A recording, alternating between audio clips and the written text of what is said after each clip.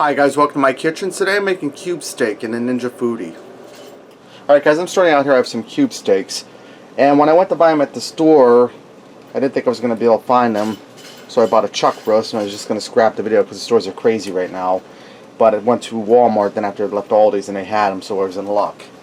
Now I've laid out a piece of foil here on the stovetop. I'm going to season them. We're going to keep the seasoning simple. A little bit of garlic salt. And guys, this is a real quick meal. Onion powder. And I don't know what the deal is, guys, in the stores with people going nuts. Toilet paper. Had a hard time finding potatoes. You know, don't they know that the suppliers are still getting the food out? They're just making it rough on everybody else. That's not getting 6 months supply. And then put some pepper on these guys.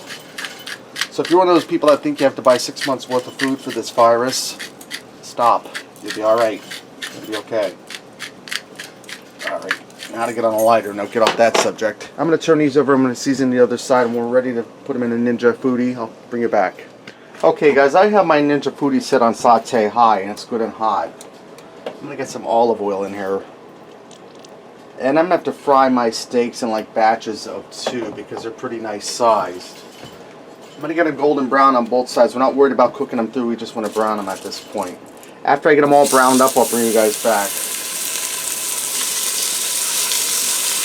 Alright guys, I had to turn my sear down to medium high from high because it was getting just too hot and it was starting to burn the seasonings on the bottom of the pot.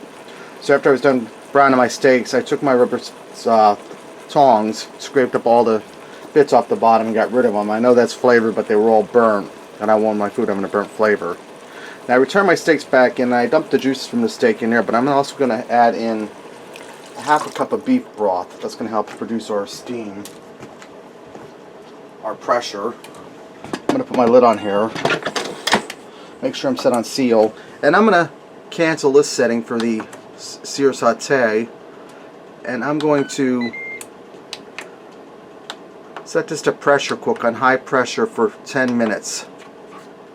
Alright guys, I also went ahead and made some fried potatoes and some carrots to go with this. I didn't get a knife, so we're going to try to cut this steak with a fork. See how nice and tender it is. Let me give her a try.